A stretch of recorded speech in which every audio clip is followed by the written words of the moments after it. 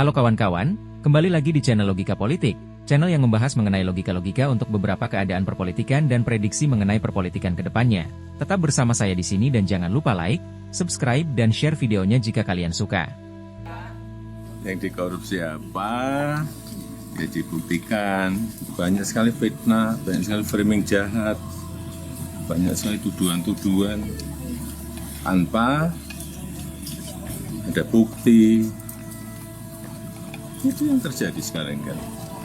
Jadi menurut Bapak itu muatan politik? Ya ditanyakan aja. Tanyakan aja, orang bisa memakai kendaraan apapun lah. Bisa pakai NGO, bisa pakai partai, bisa pakai ormas untuk menuduh, untuk membuat framing jahat, membuat tuduhan jahat-jahat seperti itu. Lihat baik-baik alasan dari Okia. Di alinea terakhir lihat baik-baik dan cermati alasannya, pihak Ok mengatakan begini kalau ditranslate ya.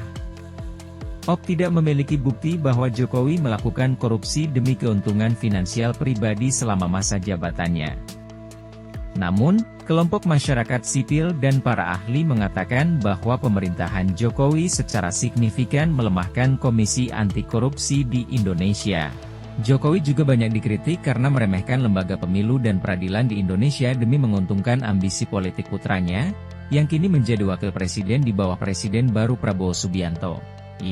Oke, kita bahas. Pertama, mereka menyatakan tidak mempunyai bukti bahwa Jokowi melakukan korupsi demi keuntungan finansial pribadi. Nah, ini kesalahan yang paling fatal dari sebuah organisasi yang katanya kelas dunia itu, gak punya bukti tapi menggunakan kalimat suara banyak orang ahli, jurnalis dan lainnya sehingga mereka bisa berdalih bahwa mereka hanya mempublikasikan suara-suara banyak orang saja. Sekelas dunia segoblok inikah? Gak ada bukti berani mempublikasikan konten dengan narasi terkorup dan melakukan kejahatan terorganisir? Ini akan berlanjut kayaknya, gak selesai sampai segitu saja. Bakalan ditelusuri beneran kayaknya nanti. Siapa saja orang yang sudah mengirimkan voting atau kabar atau berita ke Ok, tapi ingat siapapun yang mengirimkannya. Ok juga harus bertanggung jawab dengan dipublikasikannya konten itu karena sudah membuat Indonesia menjadi semakin gaduh kemarin. Lalu kalimat selanjutnya adalah, namun kelompok masyarakat sipil dan para ahli mengatakan bahwa Jokowi secara signifikan melemahkan Komisi Anti Korupsi Indonesia. Pertanyaannya, kelompok masyarakat sipil yang mana? Para ahli yang mana? Ya, kita bisa tahu kelompok siapa itu. Dan para ahlinya siapa? Pertanyaan saya begini, ahli dalam bidang apa? Karena yang mereka katakan mengenai Pak Jokowi adalah salah satu presiden terkorup adalah mereka yang mengatakannya tanpa bukti sama sekali. Oke, ini juga perlu dibuktikan. Kalau hanya katanya saja, saya juga bisa bilang begini. Kata sekelompok masyarakat dan para ahli mengatakan kalau itu adalah organisasi penyebar fitnah, tanpa harus ada bukti yang mendukung perkataan saya dan harusnya gak jadi masalah dong. Kemarin di video saya dan di tulisan saya juga ada pertanyaan, katanya organisasi ini dari Belanda, tapi bahasa yang ada di websitenya hanya Inggris dan Rusia saja. Kira-kira siapa ya yang lagi di Rusia dan ikut andil mengirimkan berita ini? Selanjutnya kita bahas bahasa bahwa Pak Jokowi secara signifikan melemahkan KPK. Pertanyaannya adalah apakah perbuatan melemahkan KPK adalah tindak pidana? Kalau memang iya, ayo kita kaji lagi undang-undang dan peraturan KPK-nya, karena ada beberapa peraturan yang memang bisa dianggap melemahkan kinerja KPK itu sendiri loh. Jadi masalah ini juga harus ada kejelasan undang-undang yang melarang dan sanksi apa yang akan dikenakan untuk orang yang berusaha melemahkan KPK. Oke, kita bahas undang-undang yang terindikasi melemahkan KPK. Ingat indikasi ya. Dan ini memang sudah dikaji oleh banyak sekali pakar undang-undang. Undang-undang apa? UU Nomor 19 Tahun 2019. Abraham Samad sendiri yang notabene saat itu adalah mantan KPK berpendapat begini, dikutip dari halaman hukumonline.com. Perlu desain UU KPK yang baru yang dapat menjanjikan optimalisasi pemberantasan korupsi di Indonesia. Minimal ketentuannya sama seperti UU Nomor 30 Tahun 2002 atau lebih baik, kata Abraham dalam webinar bertajuk, Proyeksi Masa Depan Pemberantasan Korupsi. Menelisik pengesahan revisi UU KPK, Rabu, 26 Agustus 2020. Nah, siapa yang membuat undang-undang? Jokowi kah? DPR kah? KPK kah? Ya, DPR pastinya bukan Jokowi. Di sini kelihatan banget gobloknya Ok yang asal mempublikasikan konten tanpa difilter dan disaring dulu. Yang melemahkan kinerja KPK justru DPR loh ya yang membuat Undang-Undang No. 19 tahun 2019 itu. Tapi ya begitulah nasib seorang presiden. Kesalahan orang lain pasti yang kena hajar ya presidennya. Hahaha. Oke lanjut. Selanjutnya, Jokowi juga banyak dikritik karena meremehkan lembaga pemilu dan peradilan di Indonesia demi menguntungkan ambisi politik putranya, yang kini menjadi wakil presiden di bawah presiden baru Prabowo Subianto. Ini juga harus ada bukti konkret dan pasti. Ini sudah bawa-bawa nama wakil presiden loh ya. Gak tanggung-tanggung nama Pak Prabowo juga sudah dicantumkan di sana. Ingat kalau Ok menuduh dengan dalih banyak masyarakat yang mengkritik, oke alat bukti bisa dicari melalui YouTube. Cuma dengan begitu, Ok dengan tanpa filter sudah menyetujui berita itu dong. Padahal KPU sendiri sudah melantik Pak Prabowo dan Gibran loh ya. Ini bukti nyata bahwa mereka sudah sah dan resmi menjadi presiden dan wakil presiden. Lalu pertanyaan saya, apakah dengan kalimat itu Ok juga sudah ikut mengatakan bahwa mereka setuju dengan kiriman orang yang gak jelas itu? Setuju mengenai apa? Ya dengan kalimat itu kan seakan-akan Pak Prabowo juga ikut andil di sana pastinya, karena yang memilih menjadi calon presiden adalah pihak koalisi dari Pak Prabowo.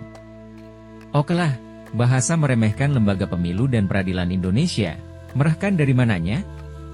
Kita semua tahulah ya setelah pemilu ada berapa gugatan di MK yang ternyata gak bisa berkutik semua dan gak ada bukti yang bisa membuktikan tindak pidana atau kesalahan-kesalahan yang diperbuat Prabowo dan Gibran dan emangnya Pak Jokowi kemarin ketika Gibran nyalon, dia ikut berkampanye? Enggak, walaupun Pak Jokowi pernah bilang bahwa presiden juga boleh ikut berkampanye dan ini gak menyalahi undang-undang. Meremehkan lembaga pemilu di mananya? Toh yang berjalan kemarin sesuai aturan semua. Kalau gak sesuai aturan sudah pasti akan ada masalah dan gak akan ada pelantikan dan Pak Prabowo dan Gibran gak mungkin jadi presiden dan wakil presiden pastinya. Yang jelas kesalahan fatal yang sudah dilakukan oleh OCCRP sangat banyak. Semakin elu membela diri, maka elu malah semakin kelihatan salahnya. Elu membela organisasi elu dengan alasan banyak orang dan banyak ahli dari Indonesia. Apa elu pengin membenturkan orang Indonesia dengan orang Indonesia? Atau ada maksud lain? Selanjutnya siapa kira-kira yang menggebu-gebu mempermasalahkan pencalonan Gibran setelah keputusan MK diketuk? Dan kenapa sampai sekarang juga terus diungkit-ungkit? Ya saya gak usah bilang siapa mereka, kalian juga sudah pada tahu pastinya. Hehe, tapi lagi dan lagi, saya hanya berharap, jangan sampai masalah ini bisa ngacak-ngacak keutuhan negara dan keutuhan bangsa, karena orang luar sudah mulai ikut campur urusan keluarga kita, bicara full. Di alinea bawahnya kalimatnya begini. The judges appreciated the citizens' nominations, but in some cases, there wasn't enough direct evidence of significant corruption or a long-standing pattern of abuses, cited of publisher Drew Sullivan. However, there is clearly a strong perception among the citizenry of corruption and this should serve as a warning to those nominated that the people are watching, and take care. We, too, will keep watching. Terjemahannya begini. Para hakim menghargai pencalonan warga negara, namun dalam beberapa kasus, tidak ada cukup bukti langsung mengenai korupsi yang signifikan atau pola pelanggaran yang sudah berlangsung lama, kata penerbit Ok Drew Sullivan.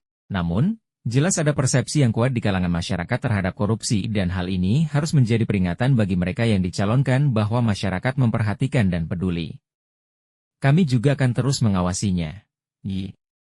Halah ini malah si Drew Sullivan, seakan punya hak dan otoritas untuk mengawasi kegiatan yang ada di Indonesia. Dia bilang juga kalau ada persepsi yang kuat di kalangan masyarakat terhadap korupsi. Ya benar, tapi kalimat selanjutnya kok menjadi peringatan bagi yang dicalonkan. Halah, bahasanya kok seakan-akan mereka tahu betul keadaan Indonesia?